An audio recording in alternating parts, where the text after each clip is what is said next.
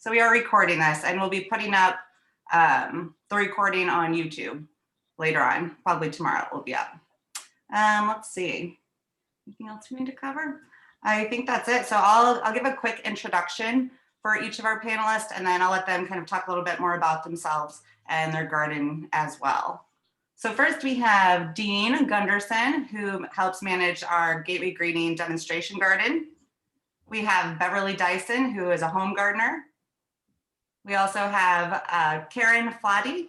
I said that right? Yes. Okay, so she's part of Central Reformed Congregation Community Garden. And Janet Lewis, who is part of Grow Spanish Lake, which is also connected to Rustic Root Sanctuary. And there's Grow Spanish Lake too. Awesome. So I think since Dean is probably the most experienced with webinars, we'll go ahead and start with him.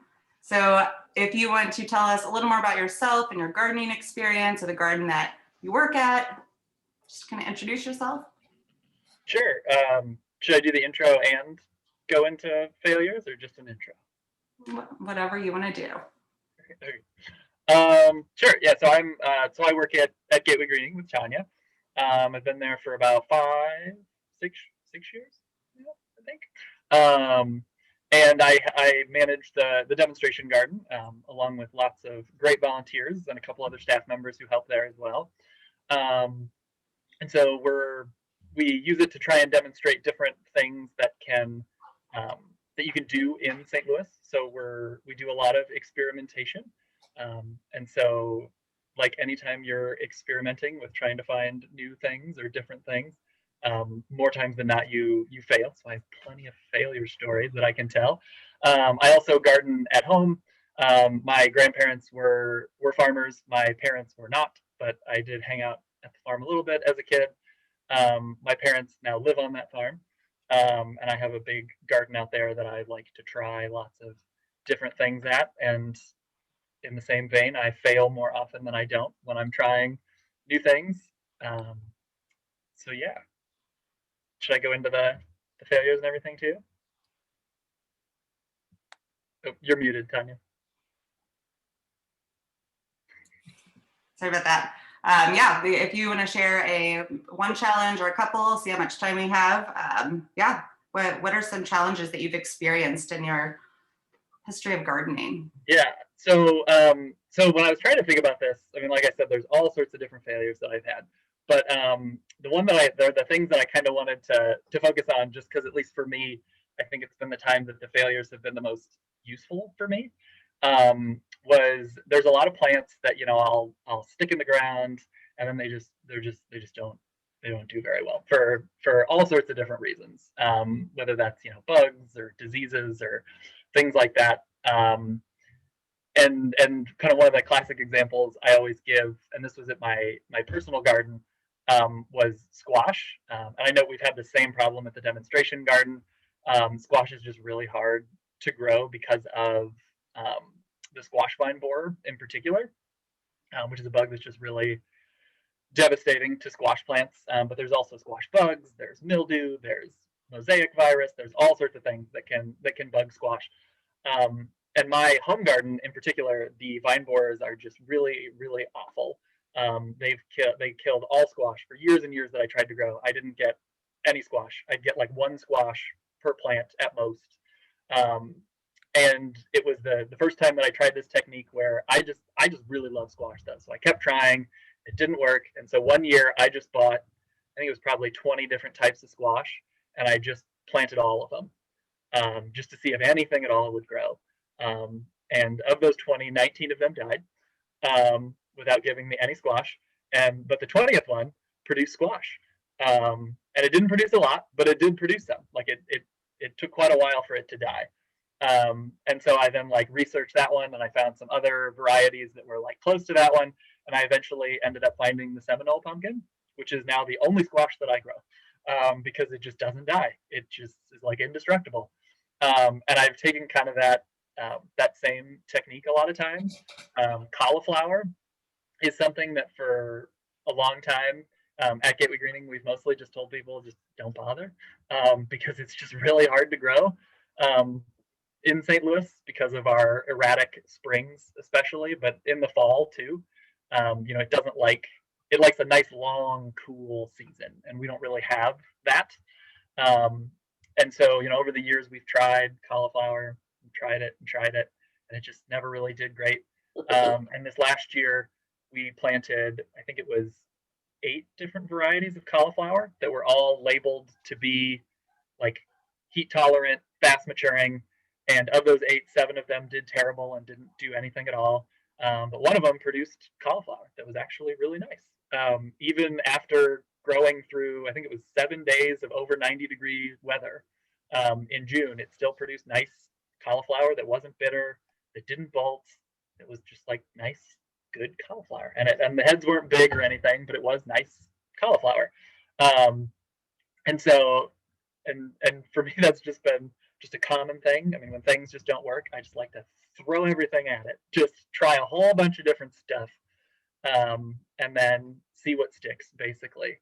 And just as another example of failure too, in a little bit different vein, just to highlight too, I think a lot of times, it's easy to get wrapped up in, so like, as gardeners, and I think people do this with all things, like at the demonstration garden, we like to highlight the things that did well, like, because we want to show people like, oh, this did great, like you should try this too.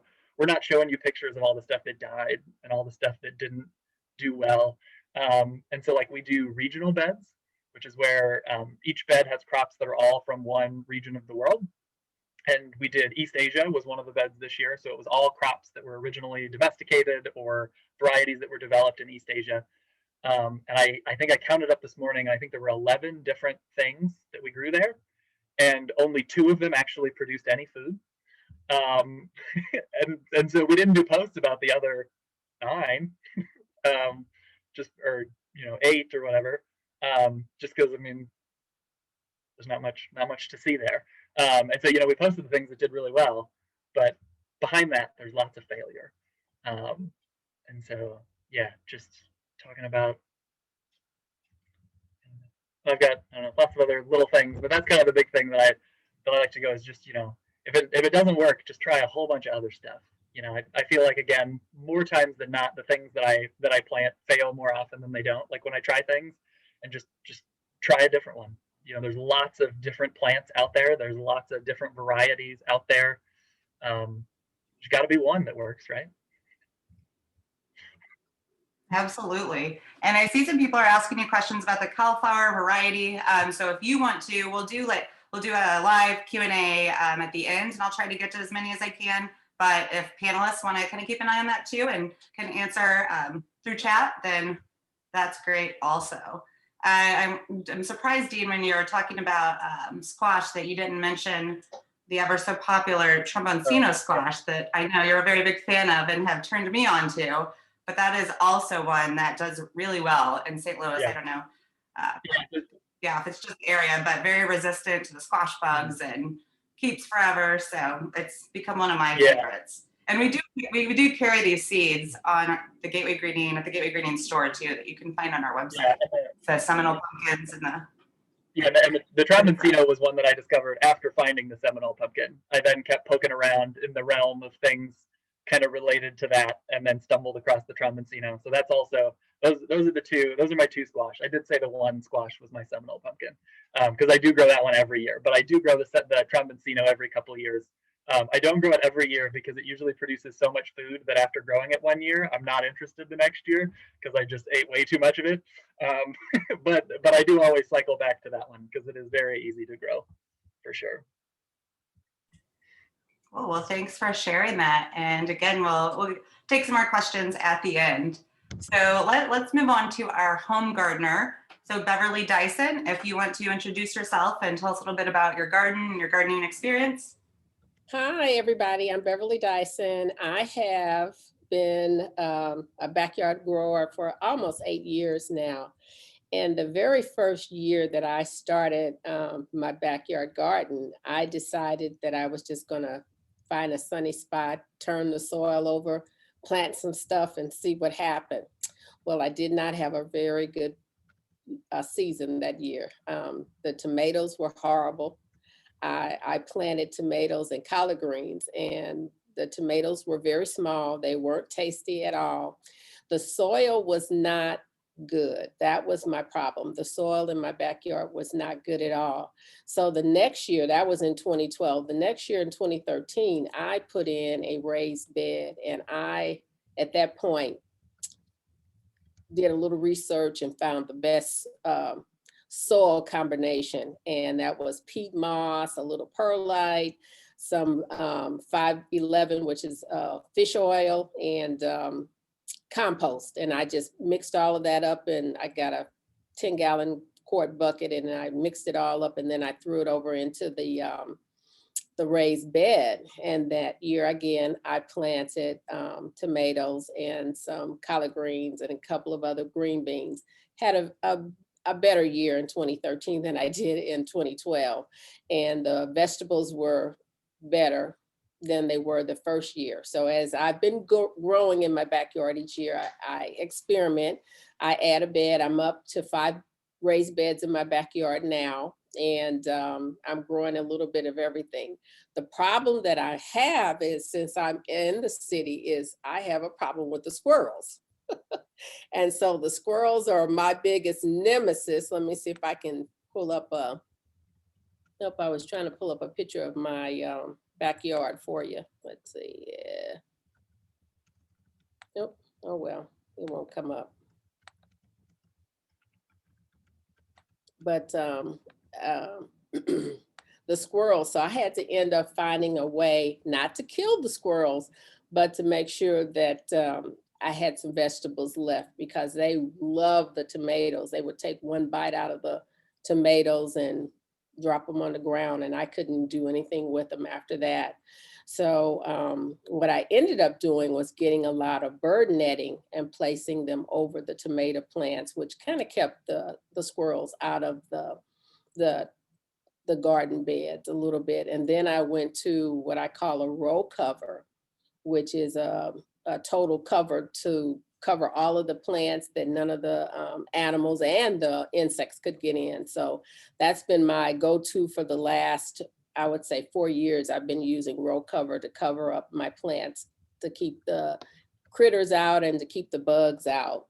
The other thing that I just, I tell everybody, when you are a backyard gardener, it's hit and miss. It's like Dean said, you plant stuff one year, it may grow, it may not grow, and it's a trial and error, but don't give up. You just have to continue to keep trying to plant something different each year, and to just keep a note on what it is that you're planting, the name of that variety of that particular plant that you planted, and then see what's the hardiest, so that the next year you can reorder those seeds or save those seeds and have that plant to come back up again.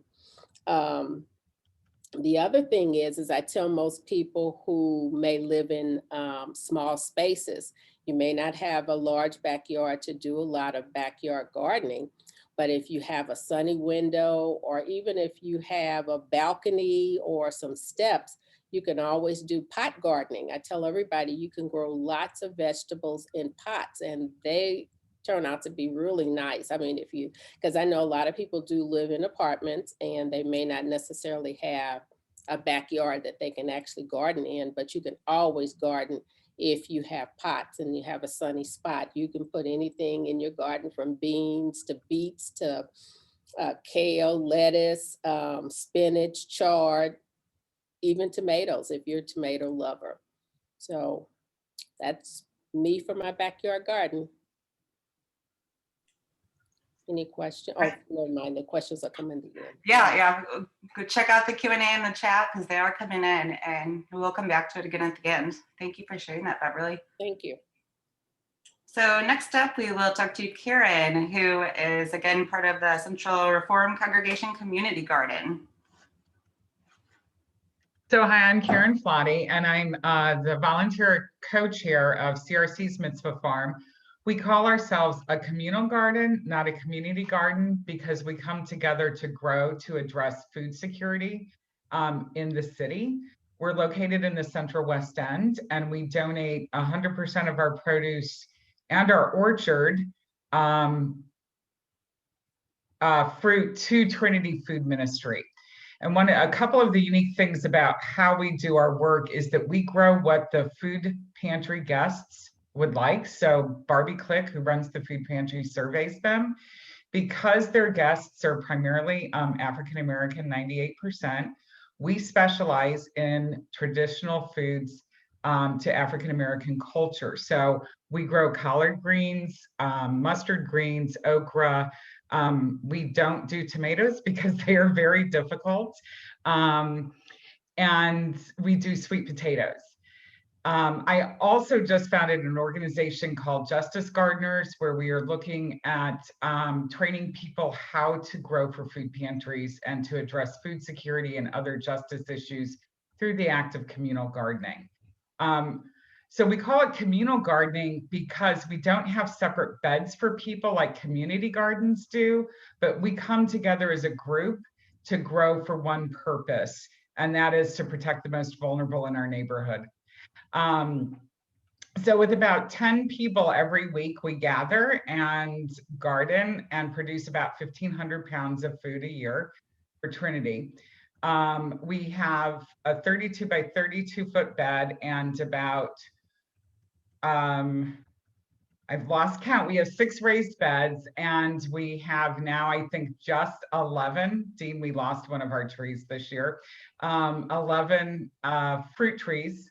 Pear and apple, as well as 4 fig trees.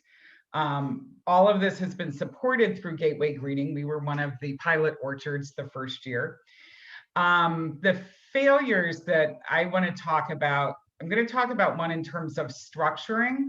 So one of the things that we had to figure out when I first got involved in the garden was they said people could show up and garden when they wanted and weed and help, but it wasn't the right energy for folks. People were afraid to come and hurt the plants or didn't quite know what to do. So we actually created a time of the week, Sunday evenings. Our garden is in full shade in the evening. It's the end of the week. People are preparing to transition and said, come on Sunday evenings. So it became this great this community time. And it really built a lot of energy around the gardening, food security, environmental issues. We have both volunteers from Central Reform as well as community volunteers who join us.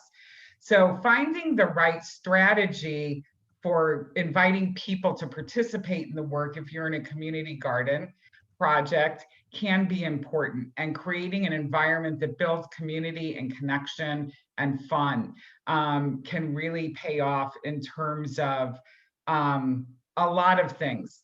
I think building community is what we really need right now. Specific failures, I want to talk about gourds, collards, and sweet potatoes as kind of like 3 different examples. So we put on gourds. We're a synagogue. We celebrate Sukkot, which is the harvest festival in October. Gourds is one of the festival foods. We had all these gourd seeds. I threw them in and I asked Dean, what's going on with these? And he said, they're sub-Saharan African. The bottle, the birdhouse gourds, the gourds that hollow out are all from really geared towards a different ecosystem than we have here in St. Louis. So they grew vines all over the place. And in September, early September, I had gourds this big on the vine. And so we had the kids actually from the synagogue to out to the farm for a whole experience. And I said, okay, this is a failure. We didn't know that this seed, like I've been talking to the kids, right soil, right? You need these things to grow well. Plants need things to grow well, right soil, sun, nutrients, the right place. So I said, you know, we failed. We didn't give them what they needed to grow strong. But then we got this huge September heat wave. Dean has not heard this story, and those little tiny gourds, I had gourds this big by the beginning of October because we had this like huge stretch of 95-degree weather, which we hadn't had the prior summer, which leads to my next kind of garden failure is Last year we did sweet potatoes and we pulled 400 pounds. Apparently it was a perfect year for sweet potatoes a year ago. This year we planted again and we got 100 pounds. And part of what we realized is we began talking to other gardeners because the vines looked great, everything looked great. We couldn't understand it. But after we planted, we had some really interesting, some really horrible rains that actually compacted the soil. You know, we plant these in our in-ground beds, and which then kept them from thriving properly. And we heard that a lot of people, and when I was at the farmer markets, everybody's potatoes looked like mine. They all looked like pencils. It was really kind of funny. So there are things that we don't have control over as gardeners that are very seasonal specific. And so it's one of those things where it's kind of like accepting what happens in your garden. You can't do much about that, even though you did everything right in terms of planting those. And then the last thing is the collards, and what I have behind me is collards and okra. We made some decisions this year for the pandemic to actually change our crops because we could not use our building because it's been closed, and we usually harvest and then store and then take to Trinity Food Ministry like 2 days after we harvest. So we dropped okra and went in heavy with collards because we know it is the most requested green at the food pantry. And we felt incredibly urgent to get as much food over to the folks as we could. So collard greens are one of the most miraculous vegetables I've ever grown. They will literally replicate what you harvest in a week, you know, because we're doing this week harvest cycle where we do it and we would pull 60 pounds off of that field of collard greens on a Sunday, and it would regrow that. But by August, the entire field just died. Now that is a typical time where they tend to kind of like ease back from production, you know, in our high heat, they don't love it. And then they can move back more into production as we cool down. We had pushed those plants so hard in production that they all gave out. It was a big lesson to really, if you want to grow them, now we replanted and grew through the fall, but to really not push your plants too hard, and to be really responsive and mindful. I think of our relationship with our gardens. For me, it's a very responsive thing and not something we control. So I think when you're having failures, to look at how you're engaging with the garden. What does it need, right? Is it a water issue? Is it a sun issue? Is it a nutrient issue? Or, you know, the big questions, are there seasonal conditions that I don't have any control over? You know, is a big one. And then knowing if the variety is right for our ecosystem. The other thing I really pay attention to is what grows easily and what grows well. Now, one of the secrets of growing foods that are traditional to African American culture is these are foods that were cultivated by people who were enslaved. And they are the most nutritious and easiest to grow with not a lot of attention, because that's what the folks had to do to nourish themselves. So it's kind of a really wonderful match that it actually allows us to garden with a small group and produce this amount of food. So, oh, the one last thing I'm going to say is I tell people all the time, I am not a master gardener. Put plants in, they're magic, and you can do this. You don't have to be a master gardener. So thank you. Thank you, Karen. That was a lot of great information. And I saw in the chat box, Ro had pointed out how much he appreciated your comment that gardening is very much a relationship, you're not in control of it, and you're kind of learning with it. I think we keep hearing that it really comes down so much to understanding the variety that works in the environment, and also just understanding the seasons and how St. Louis weather changes, and sometimes things do great and sometimes it's just out of your control and you have to accept that. Thank you for all of that. So now we will move on to Janet, who is again part of Rustic Root Farm, and within that, I got it. Within that is Grow Spanish Lake. You want to tell us a little bit more? Yeah, sure. So our community garden, Grow Spanish Lake, was started in Spanish Lake when one of the 2 grocery stores moved out. So we only have 1 grocery store in the area right now, and there is a huge population that they don't have cars, or they share cars here. So mobility is an issue. And healthy food access is a huge issue. So me and some neighbors got together and we thought, like, how can we create food access and healthy food? And so that's when we started going down, just looking out for resources. Someone told me about Gateway Greening, and that's when I hooked up with you guys and went through that whole process of getting members engaged, having community meetings. We got that nice green community garden book, and we were off and running. So we went through the process to get our garden installed. And I think the first one was 8 to 12 garden beds. And then from there, we just started expanding, because the lot that we had purchased was an old condemned problem property that had suffered fires, and we were having issues with dumping. So we took the property, cleared it. Sorry, I'm kind of going out of order, but we cleared it before we put in the community garden, and it's on 3.5 acres. So we kind of kept expanding back. So in the front, we have our community garden where people in the neighborhood come out and they garden together. I'm finding that the thing that people love to come here for the most is the camaraderie, the seeing the neighborhood, the meeting their neighbors, and the connection. And then we have a couple plots in the back where we grow for production, because we want to be able to feed our community. So this year we were able to distribute 2,500 pounds of food into the community. Yay!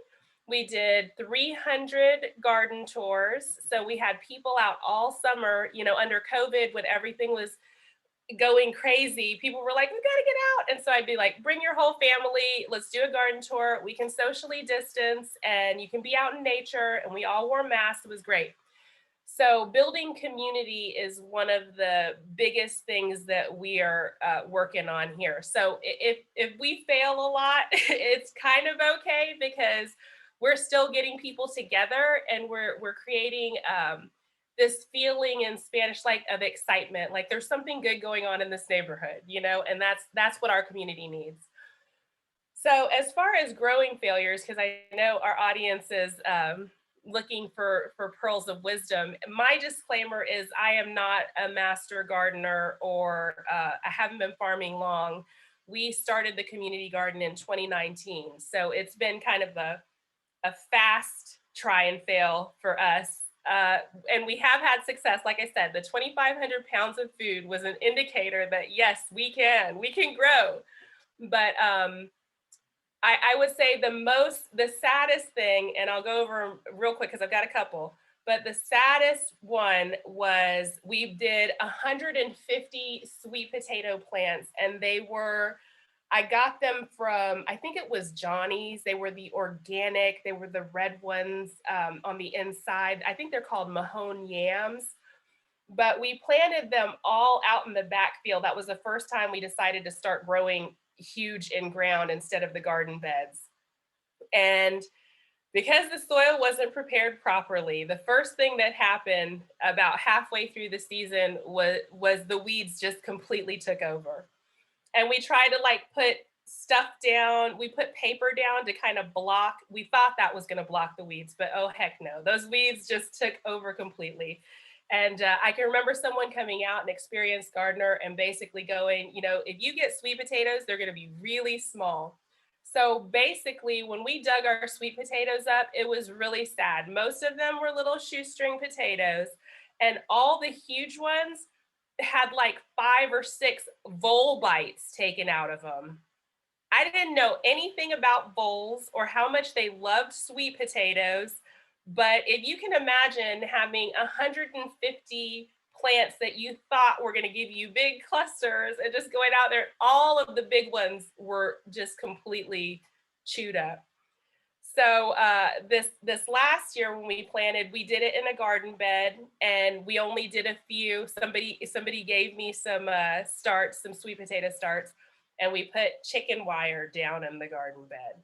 So that was like my biggest lesson, is if you're gonna grow sweet potatoes, you probably don't want to do it out in a field that hasn't been prepared, and you might want to try to block, create a barrier underneath the soil. And we actually got some good sweet potatoes. We were able to share them for Thanksgiving and Christmas, and all our garden members were like, yay! So that was a success. And then one of my epic fails was I wanted to grow loofahs so bad this year. And Dean can tell you about this one because he's so wise. He comes out here and he's like, loofahs? No, you're never going to get them to dry on the vine before it gets cold. And I was just like, no. I think that's my biggest lesson, is like, ask somebody before you grow something you're not seeing everybody grow around St. Louis, because there's probably a reason for it. So the loofahs were beautiful. The vines, I mean, it looked like a tropical. We had them going over trellises. They took over like everything in their area. But when we finally got the flowers, and then we got the loofahs, and they grew to like this magical size, we're like, whoa, we got giant loofahs. This is amazing success. It froze. And so we basically had probably 200 pounds of rotting loofahs. It was the most epic fail. But I'm still going to try to do something with loofahs again next year, because even if it's just for the beautiful foliage that we get for so long, I mean, it makes a very pretty backdrop to the garden. Another thing I learned, is about the critters. So when you have squirrels and birds and rabbits and all that, all those little critters around, like what we've noticed, and we have a groundhog, a very bold groundhog that will seriously, if you yell at him, he will sit up and look at you like, what? I was just going to my hole. But we have noticed that if we do like a crazy amount of planting of sunflowers and just things around the boundary, we can kind of, and I don't know if this really works. It might be just me thinking it's working, but what we've noticed is our food isn't getting torn apart. They're just shredding the sunflowers. And we've even noticed like some of these critters will get up on our picnic tables, and just, you'll see the sunflowers all over the picnic tables. So it's not the only thing I want to do with sunflowers, but I feel like if I had to give something and share it with the little creatures around, because we love seeing them, and this is their home too. So I just try to make sure, we do something for them that hopefully will keep them satisfied and away from the majority of our food. And I probably talked too long, but. Not at all. I think that's all great information. So, excuse me, with the loofahs, I work with the school gardens, and we had actually grown some at Malincrot Academy. And this is the same thing. I didn't think they were going to do anything. They grew and the vines went crazy, and never any flowers until the very end of the season. And we did get a few loofahs, but pretty much the weekend, almost to the day that they were ready to harvest, when I came back after the weekend, they had been taken by, I'm assuming, squirrels. Some kind of pest got to them, and they were scattered all over the garden space and eaten. Something got to them. So keep that in mind if you try them again, because that was a big letdown after all that long waiting period. I wonder what ate your loofahs, because those things are huge. I mean, our loofahs were probably 17, 20 inches long and had to weigh a ton. Nobody got to ours did not get quite that big. But yeah, I don't know what else it would be on the vines other than squirrels, but I don't know why something would want to eat a loofah. I don't know. Oh, sorry. So I was gonna say, so somebody put this in the chat, and I was gonna mention it too, Janet, for especially if you want to grow them again. If you have them, because like some years the season is right that you can get loofahs, like it is possible. It just doesn't happen every year by any stretch. But the person in the chat mentioned you can actually eat them when they're little. Yes. I don't know how, I've never done it, but I know in some cultures they do eat the young loofahs. So you could, if you grow them, and if it looks like you're not gonna get them in time, you could eat the small ones at least, maybe. Yeah, I've heard they taste like a cross between zucchini and cucumbers or something like that. And they use them in a lot of Asian like stews. You can make a stew with them. We tried one. One of my friends from STL Solidarity was like, oh yeah, my mom makes these. And so she gave us some that she thought were the right size. And we tried them, but the skin was so tough, it was horrible. I think the trick is the skin has to still be pretty tender if you're gonna eat them. Got it. Otherwise, it's just roughage. Yeah, they're pretty fibrous. Our chickens wouldn't even eat them. We thought we were gonna give them to the chickens, like, here you go. And the chickens were like, what? This isn't food. They ate some seeds though, I guess. I don't know. It's pretty sad. But anyway, I'm hoping it'll be good compost for next year because we've got a bunch of fibers out in the field. So Awesome. Well, thank you all for sharing your failures. We are getting a lot of questions in. So now I'm just going to kind of scroll through them and see what we can get to. Please feel free to keep dropping them in. And panelists, if whoever wants to chime in and respond, feel free. So I know I've seen, let's see, someone had asked the variety of cauliflower that you grew that did well, Dean. Oh, Yeah. You added that in, didn't you? Yeah, I put it in Okay, there, but yeah, it's Minuteman. That was the Minuteman. Yeah, is the name of it, if anybody wants to try that. And that was also to what I was saying earlier too. Like I grew all those different cauliflowers and we treated them all the same. They were in the same bed, they got the same water, and it was just that one did good. So it obviously wasn't me. Like it was the variety, which is why I was trying to encourage people to, just try other varieties, try other things. You just never know what you'll stumble upon. But yeah, the Minuteman was the one that we had luck with. There was actually another cauliflower, and it had a strange. It's a Japanese variety. It was like Song JT, and then some number. It was a very strange name. That also produced well, but it wasn't the like classic cauliflower. It was like it looked strange, where like the individual curds kind of like grew up on stalks. Which was really strange, which it grew really well and it tasted good, but it wasn't like a conventional cauliflower. But it also did okay. But yeah, for conventional, kind of like what most people envision with a cauliflower, the Minuteman for sure did the best. I also see a question here about squash bugs. And I know it wasn't until recent years that I ever had issues with them, but it seems like since I did, now it's an every year thing. Does anyone have any good advice for dealing with squash bugs?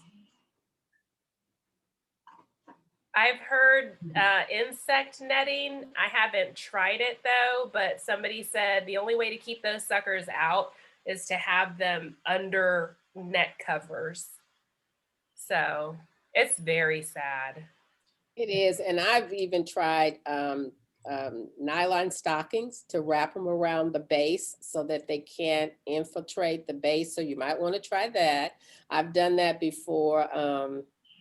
Kind of sort of worked. It just depends if you get to wrap the base of them before the before the squash vine borer actually lays its eggs. But yeah, try just some regular nylon stockings to wrap around the base.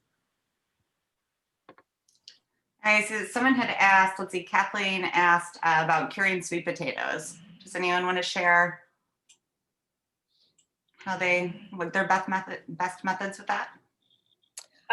I don't, does somebody know? Because I don't know the exact formula, but there's a couple of days that they can be out, and then you want to either wrap them in a bag, paper, something like that, and then put them in the dark and cure them for, I believe it's at least 2 to 4 weeks.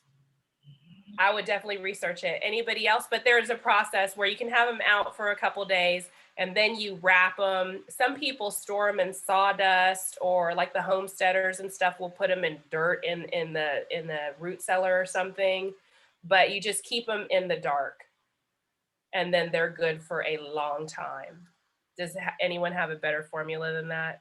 I usually just dry them on a rack in my garage for about a couple of weeks, and then I take them and I do wrap them individually in newspaper and put them in the basement, in my basement. So then storing them in the dark will help keep them from sprouting. Yes.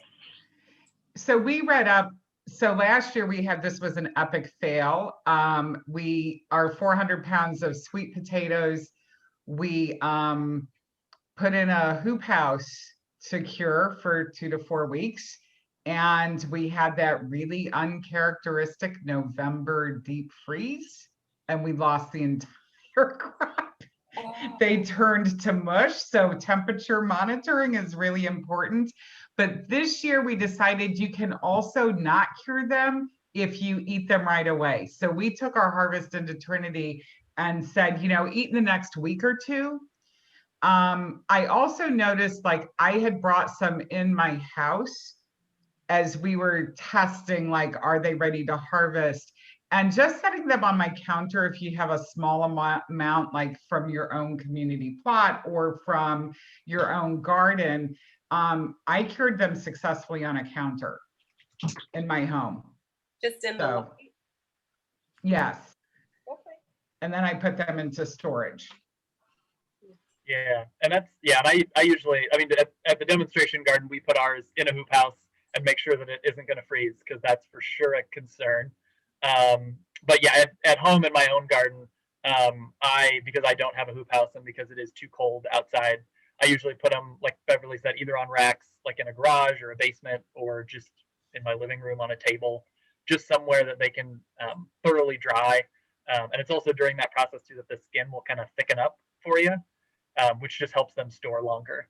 And then wrapping them individually is definitely best practice. I'm too lazy to do that, so I just throw them in a crate. And they definitely don't store as long. You have to kind of keep an eye on them, and if one starts rotting, you need to pull it out, because otherwise it'll spread to other ones. But yeah, and it's the wrapping definitely helps contain one if it starts rotting, and also helps keep the moisture in so they don't dry out too much, because that's where you get like where they'll shrivel up and just turn to little sticks, which is gross. And then just to jump back real quick about the squash bugs, like you were saying, Janet, and then I think Beverly, you mentioned it too, like with covering them with netting, for sure can work. The only thing is you have to be careful is that squash are insect pollinated. So if they're covered so that the bug can't get in, your pollinators can't get in either. So if you're going to use those covers, which are really effective, you are going to want to open those up every once in a while and hand pollinate, which we've done before, and it does work. Or you can grow one that's naturally resistant, which is why I only grow Seminole Pumpkin and Tromboncino, because I'm not willing to do that work in terms of covering them and then hand pollinating. But And just one more thing about the sweet potatoes, because I know you were saying that they, when you cure them, it thickens their skin. I've also been told that that's how the sweetness crystallizes or gets more concentrated in the sweet potato through the curing process. I've also heard that. So we got a question from Paula about her tomatoes cracking, splitting before she was able to harvest them last year. And I think we saw a lot of that at the demonstration garden too, didn't we? Was that just kind of a seasonal thing last year, maybe due to the rain, or? Lots of rain. yeah, I think, yeah, my understanding, I honestly don't know a huge amount about tomatoes, but just because I personally don't like them, which I know puts me in the vast majority of humans. But yeah, my understanding is the cracking is from like irregular watering. So like when we have those big storms where all of a sudden they get a lot of water, they like grow really fast and crack. Is that everybody else's understanding too? Mhm. Yes. So if your tomatoes are looking ready, you can get them before the huge rain comes, and then they won't take up all that water and split. And tomatoes can be, set on the counter in a windowsill, and they'll ripen. And of course, everybody loves that delicious, except for Dean, that delicious vine ripe tomato, right? Take a big bite out of it out of the garden. But if you sit it in your windowsill, it will ripen up too. And then you can actually have non-split tomatoes if you get to them before the heavy rain. So let's see, I'm filtering through all of these comments. Seeing who has responded to what I did see a question about greens that are still actually growing right now. I think to go back, it may have been Collards. I know I actually was just at a school garden a few days ago, and they still had kale that was growing. So would that still be edible? How would the taste be? I would think if they're in winter, right? Still Well, good to kale harvest? or collards. What are you talking about? Kale or collards? Both of them. What are your experience? Usually at this time, kale can get a little chewy. Okay. To me, it can get a little chewy. Karen, what do you think? Because I know you do a lot more collards than I do. You know, we've never let them go this long. We usually close our garden in November, but I did notice my collards at home are actually growing right now, and I might try them. I suspect you're right that they get chewy. I also want to mention we grew broccoli at home that we bought from Gateway Greening in the fall. And I was looking at the big leaves that were on it and looked them up. They are edible, and I cooked them just like collard greens, and they were fabulous.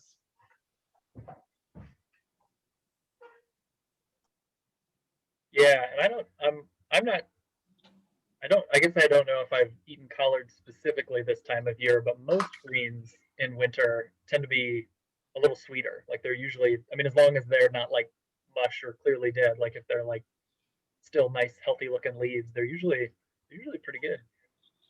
So it's not going to hurt you. So give it a bite and see. What about celery? Has anyone had any experience with growing celery or any good varieties? I've heard that can be pretty difficult in St. Louis. No. Yeah, I've never had any luck growing like the celery that you get like at the grocery store. I know there's a variety that's an Asian variety called cutting celery that you harvest more like for the leaves actually. That tastes just like celery, but it doesn't have those stalks. But like if you're looking for the celery taste, like for soups or things like that, that might be an option. So I see that someone asked about green peppers. So I'm not sure if that's referring to bell peppers, but have Phyllis, if you want to drop in the chat specifically what kind of peppers, if you're talking about spicy or sweet peppers, been difficult to grow, but I think sometimes bell peppers can be kind of difficult in St. Louis. Is that correct? Or has anyone had good luck? Yeah, I know I haven't had much luck with them. I find that jalapenos and the spicy peppers do really, really well, and the sweets do not. I won't even grow sweets anymore. I will say I think the best sweet peppers I've ever seen were growing in Beverly's front yard. I was just about to say that. Yeah. I use every space that I have in the front yard and the backyard, and I had really good peppers this year. And I just threw the seeds out in the front yard, in the front bed. I had really good peppers this year. Also the lunchbox variety that we tend to grow, they're the small mini sweet peppers. My experience has been really good with those. We tend to grow them in a lot of school gardens, so they're fun and easy to pluck off and eat. And yeah, I haven't had really any issues with those. Yeah, I also, the only other one that I've had good luck with is it's not a bell pepper, but it's a sweet pepper. It's called, it's a Hungarian variety. It's like Feher Oran. It's actually a paprika pepper. So it's supposed to be one that you like dry and grind to make paprika, but I also just ate it as a sweet pepper. And it grew pretty well. The plants were really small, like comically small, but then they just got a huge amount of peppers like stick out of the top of them. And they've done pretty well for me over the years, but they don't get those nice big, like they're not stuffing peppers or anything like that. So I see someone had asked about, Vic said, we tried to grow tomatillo last year, put in 2 plants and one died. The remaining grew, but didn't set any tomatillo. Do you need more than one for pollination? So I don't believe you do, right? No, you don't. I know I had some issues with my tomatillos last year, and the year before they did great. So I don't know, did anyone have any experience with tomatillos last year that was challenging, or any advice for that? They had some in the community garden, didn't they? In the demo garden, didn't they, Dean? But I'm not sure how they turned out this year, because I know a lot of volunteers weren't in the garden, so I'm not sure. Yeah, we had we had at least one, I think, and it produced. Yeah, I'm not really sure. I have not really had many problems with tomatillos. I also usually I don't eat that many tomatillos, so usually when I plant them, I just kind of let them go, and when I need some, I grab some. But like I've never really needed them to produce well, just because I don't eat that many. So I haven't paid a whole lot of attention to kind of how they respond. They're too close to tomatoes for you. Well, I mean, like there's just not many dishes that I use tomatillos in, I guess. But yeah. So I see someone had responded to the question about celery, that they grew tall Utah 5270R improved variety, and it did really well. So maybe try checking that one out. Yeah. So I also see Paula had asked a question about broccoli, if it's any good to eat if it's still growing. So I know that one, there are some different varieties of broccoli and some that you overwinter, is that correct? So I guess it would kind of depend on what variety. I mean, in my experience, if they're still growing, they're still good. I think the latest that I've ever had broccoli grow was, I remember it died I had broccoli one year that was growing and I was harvesting from up to MLK Day. So just, a couple days ago, if it was this year. So I mean, it should be good, but. So Karen, did you want to answer or respond to Nan on their question about onions and garlic? Sure. I haven't grown onions, but we've been doing garlic at the Mitzvah farm, and two tips. So last year was our first crop. We harvested a ridiculous amount of it, and I was going to cure it. I was looking for the right place, was going to put it in my basement, and the woman who donated it said, do not put it in your basement. Garlic needs to cure outside. It gets cured for 2 to 4 weeks, just like sweet potatoes and hung. So if you grow garlic, cure it outside, because it will scent your house. The garlic fumes are really strong as it cures. And you hang them, you actually tie them in bundles by the plant, the green tops, and hang them. I found a railing that I actually hung them on. It was fabulous. I have not done onions. The other thing is it's planted in the fall, and we had a really interesting thing happen this year after we planted. We again got those crazy heavy rainstorms, and our entire garlic crop migrated to the top of the soil. So all of the cloves just literally were sitting on the top and rooting. So we had to go in and replant. So you need to plant and actually heavily mulch, preferably with leaf mulch. When we caught it, we couldn't get leaf mulch, so we used wood chip. But it was really fascinating to see everything sitting on top. And if they don't get their cold time in the soil, they won't thrive. They'll actually die. So I see Britt has asked if anyone has had any issue with wind blowing over archways or greenhouses or hoops, or any clever ideas how to combat that. It's kind of a unique one.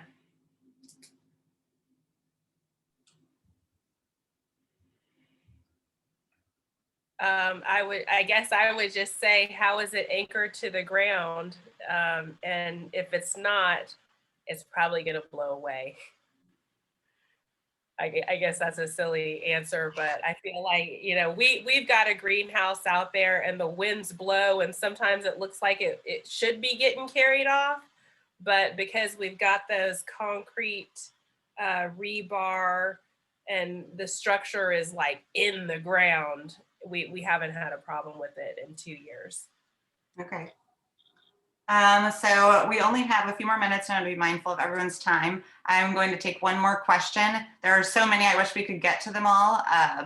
But I will say, if you want more information on gardening and gateway greening, you can go to our website at gatewaygreening.org. And also we have a free agricultural conference coming up in February. So I believe it's the week of the 22nd through 27th or 21st. And you can find that on Eventbrite. But I was going to just end with this one question on seeds, because I think a lot of us might have interest in seed saving. And someone said, when you're using seeds from vegetables, should you allow them to completely dry? And I know this question there might be a lot more to it because there are different types of seed saving. But I wanted to mention that on our YouTube page, Dean has actually done an entire presentation on seed saving. So you could find out more about that, but does anyone want to jump in, say anything about seed saving?